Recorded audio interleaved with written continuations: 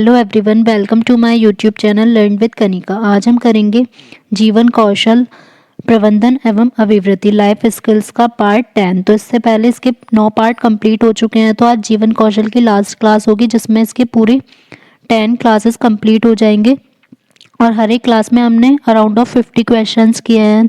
तो ये बहुत सारे क्वेश्चंस हो जाएंगे जीवन कौशल के 10 मार्क्स के लिए। तो अगर आपको वीडियो अच्छी लगे तो इसे लाइक एंड शेयर ज़रूर कीजिएगा। साथ ही अगर चैनल पर नए हैं तो चैनल को सब्सक्राइब भी करें। क्वेश्चन फर्स्ट है, निम्नलिखित में से कौन सा नीति निदेशक तत्व है? तो जो डीपीएसपी होता है तो उसमें बताना है कि कौन सा है। समान नागरिक संहिता, प्रेस की स्वतंत्रता, धर्म की स्वतंत्रता या विधि के समक्ष समानता। तो संविधान के अनुच्छेद 44 के तहत राज्य द्वारा भारत के समस्त राज्य क्षेत्र में नागरिकों के लिए एक समान नागरिक संहिता प्राप्त कराने का प्रयास कराना, ये जो है समान नागरिक संहिता, ये किसके अंदर है? नीति निदेशक तत्वों के अंतर्गत। जबकि प्रेस की स्वतंत्रता, धर्म की स्वतंत्रता, विधि के समक्ष समानता, ये तीनों हैं हमारे फंडामेंटल राइट्स, मौलिक अधिकार। तो आंसर होगा ऑप्शन ए। वांछित व्यवहार प्राप्त करने का साधन है दंड एवं पुरस्कार, प्रशंसा एवं अनुभव, आदर एवं सम्मान। तो वांछित व्यवहार प्राप्त करने का जो साधन है वो होता है दंड एवं पुरस्कार। भारतीय संविधान के अनुसार जीवन का अधिकार एक, तो जो कॉन्स्टिट्यूशन के अकॉर्डिंग बताना है, जो जीवन का अधिकार है वो हमारा मौलिक अधिकार है, राइट टू लाइफ, जो कि है आर्टिकल 21 के तहत जो है वो राइट टू लाइफ का आर्टिकल है। तो आंसर हो जाएगा ऑप्शन सी, मौलिक अधिकार। एकल अभिभावक वाले बच्चों को पढ़ाते समय शिक्षक को क्या करना चाहिए? तो एकल अभिभावक वाले बच्चों को पढ़ाते समय इस तथ्य को अनदेखा करना चाहिए तथा और ऐसे बच्चों को अन्य बच्चों के समान ही व्यवहार करना चाहिए। तो आंसर होगा ऑप्शन बी। शिक्षण से अधिगम पर बल देने वाला परिवर्तन हो सकता है। शिक्षण से अधिगम पर बल देने वाला परिवर्तन हो सकता है बाल केंद्रित शिक्षा पद्धति अपनाकर। निम्नलिखित में से कौन सा सीखने का क्षेत्र है? आनुभाविक, भावात्मक, आध्यात्मिक या व्यावसायिक। तो जो सीखने का क्षेत्र में से होगा वो होगा हमारा आध्यात्मिक। तो आंसर होगा ऑप्शन सी। अभिप्रेरणा के सिद्धांतों के अनुसार एक शिक्षक किसके द्वारा सीखने को संवर्धित कर सकता है? तो विद्यार्थियों से वास्तविक अपेक्षाएं रखने के द्वारा वो सीखने को संवर्धित कर सकता है। नेक्स्ट है, नेता के आवश्यक तत्व हैं 3, 4, 5 या कोई भी नहीं। तो जो नेता के आवश्यक तत्व हैं वो 3 होते हैं। नेता के जीवन मूल्य, समूह के सदस्य के प्रति विश्वास और वांछित सामान्य योग्यताएं। तो आंसर आएगा ऑप्शन ए। निर्देशन का मुख्य उद्देश्य है छात्र का सर्वांगीण विकास करना। आपकी कक्षा में एक छात्र देर से आता है तो आप उसे क्या करेंगे? उसके कारण, देर से आने के कारण जानने की चेष्टा करेंगे। Option C. मानव मूल्य है, मानव मूल्य सही आचरण भी है, शांति भी है, सत्य भी है। तो आंसर आएगा ऑप्शन डी, ये सभी।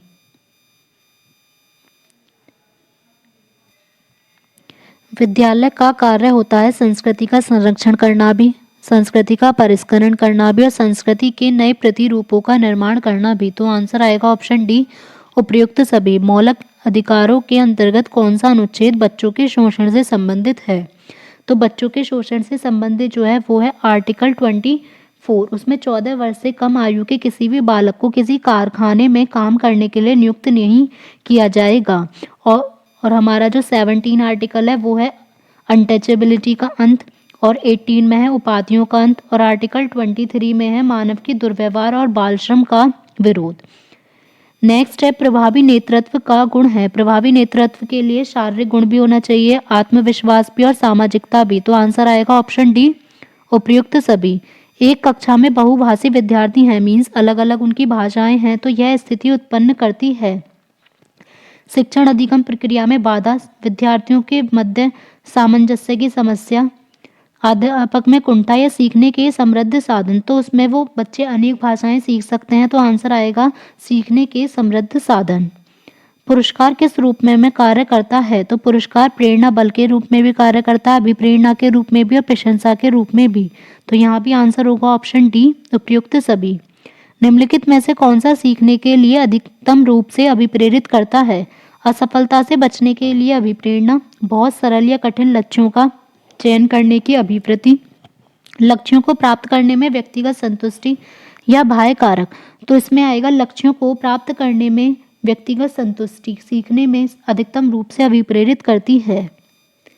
निर्देशन व्यक्ति के दृष्टिकोणों एवं उसके बाद के व्यवहार को प्रभावित करने के उद्देश्य से स्थापित गतिशील परस्पर संबंधों का प्रक्रम है। यह कथन किसका है? तो यह कथन है क्रोव का। तो आंसर होगा ऑप्शन सी। बाल केंद्रित शिक्षा का समर्थन निम्नलिखित में से किस विचारक द्वारा किया गया था? तो बाल केंद्रित शिक्षा, चाइल्ड सेंटर्ड एजुकेशन का जो समर्थन है वो किसने किया था? जॉन डेवी ने। एकल अभिभावक वाले बच्चों को पढ़ाते समय इस शिक्षक को इस तथ्य को अनदेखा कर देना चाहिए और ऐसे बच्चे के लिए अन्य बच्चों के समान व्यवहार करना चाहिए।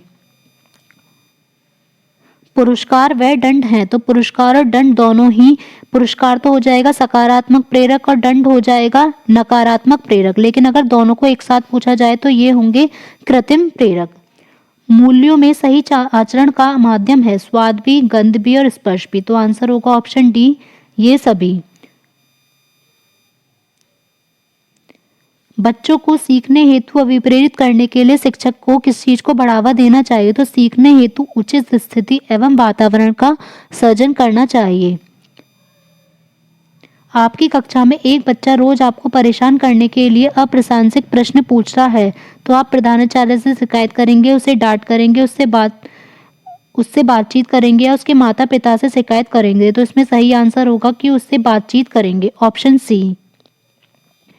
नेतृत्व का कार्य है कार्य योजना बनाना, कार्य उद्देश्य निर्धारित करना, छात्र समस्याओं का अध्ययन व निवारण करना। तो आंसर होगा कार्य योजना बनाना भी, कार्य उद्देश्य निर्धारित करना भी और छात्र समस्याओं का अध्ययन व निराकरण करना। तो ऑप्शन डी उपयुक्त सभी।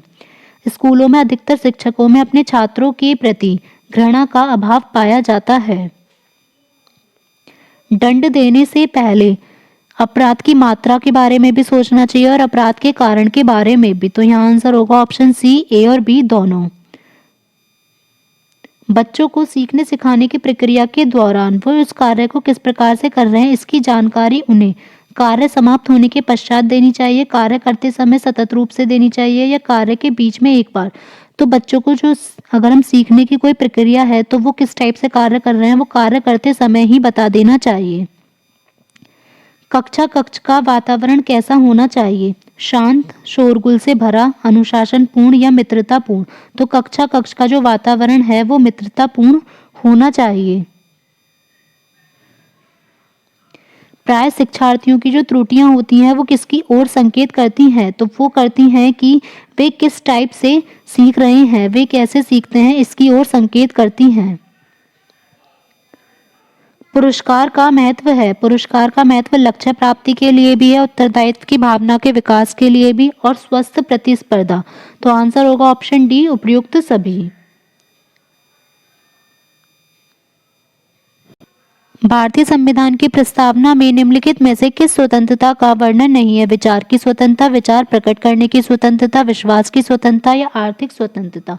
तो भारतीय संविधान की प्रस्तावना में सामाजिक, आर्थिक और राजनैतिक न्याय, अगर न्याय पूछे जाए तो ये 3 टाइप के आ जाएंगे, विचार, अभिव्यक्ति, धर्म, उपासना की स्वतंत्रता और प्रतिष्ठा और अवसर की स्वतंत्रता का वर्णन है। लेकिन जो आर्थिक स्वतंत्रता है इसका वर्णन कहीं भी प्रस्तावना में नहीं किया गया है। तो आंसर होगा ऑप्शन डी। दंड की प्रकृति कैसी होनी चाहिए? तो दंड की जो प्रकृति है वो हमेशा कार्य के अनुरूप होनी चाहिए। नेतृत्व वह व्यवहारगत गुण है जिससे अन्य व्यक्तियों या उनकी क्रियाओं को निर्देशित करता है। तो यह कथन है महात्मा गांधी का। निम्नलिखित में से कौन सा कथन सीखने के बारे में सही है? तो सीखने के किसी भी चरण पर सीखना संवेगात्मक कारकों से प्रभावित नहीं होता, ये गलत होगा।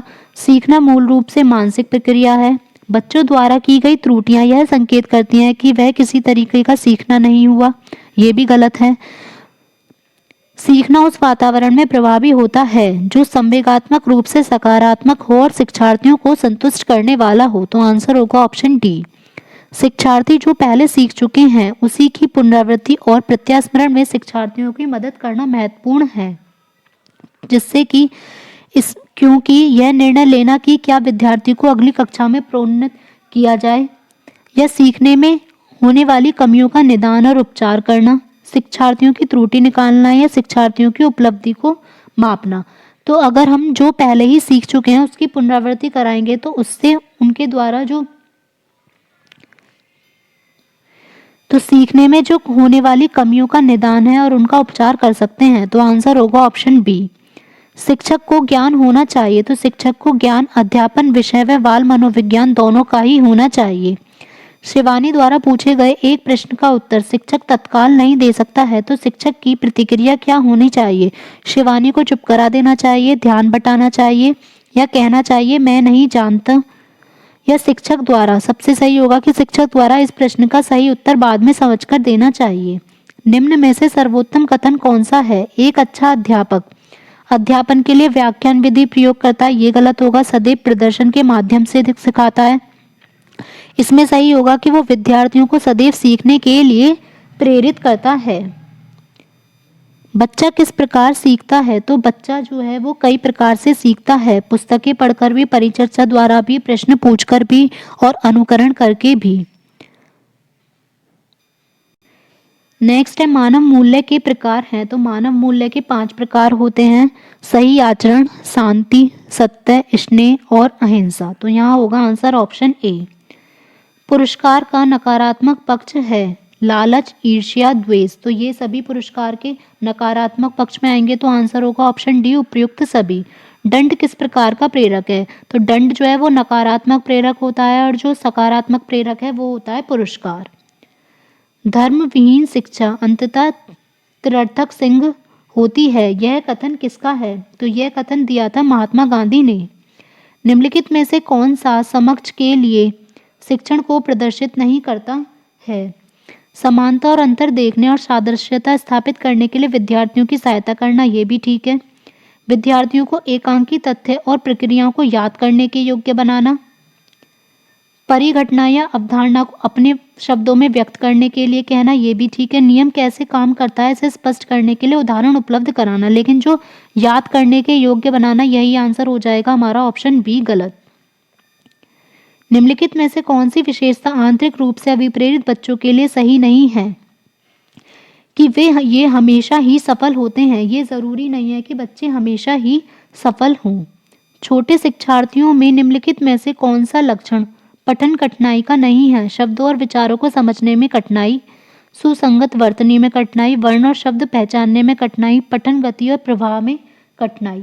तो इसमें छोटे शिक्षार्थियों के पठन के लिए यह कठिनाई नहीं है कि वे शब्दों और विचारों को समझने में उन्हें कठिनाई हो रही हो। निम्नलिखित में से किस कथन को सीखने के लक्षण के रूप में नहीं माना जा सकता?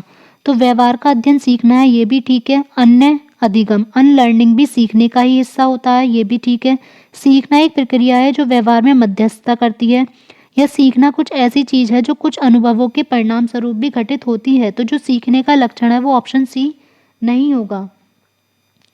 परामर्श का उद्देश्य है बच्चे को समझाना भी और बच्चों की कमियों के कारण का पता लगाना और समायोजन में भी सहायता प्रदान करना। यहाँ ऑप्शन ये उपयुक्त में से कोई नहीं गलत है, यहाँ आएगा उपयुक्त सभी। तब आंसर होगा हमारा ऑप्शन डी। बच्चों में नैतिकता की स्थापना के लिए सर्वोत्तम मार्ग कौन सा है? कि शिक्षक का आदर्श रूप में व्यवहार करना, ऑप्शन बी। अगर आपको क्लास अच्छी लगी हो तो वीडियो को लाइक एंड शेयर ज़रूर करें और साथ ही चैनल पर अगर नए हैं तो चैनल को सब्सक्राइब करना ना भूलें। साथ ही आप बेल आइकन प्रेस कर सकते हैं ताकि आपको वीडियो का नोटिफिकेशन अपलोड होते ही मिल जाए। और कमेंट बॉक्स में ज़रूर शेयर करें कि आपको क्लास कैसी लगी और आपका स्कोर कैसा रहा। Thank you.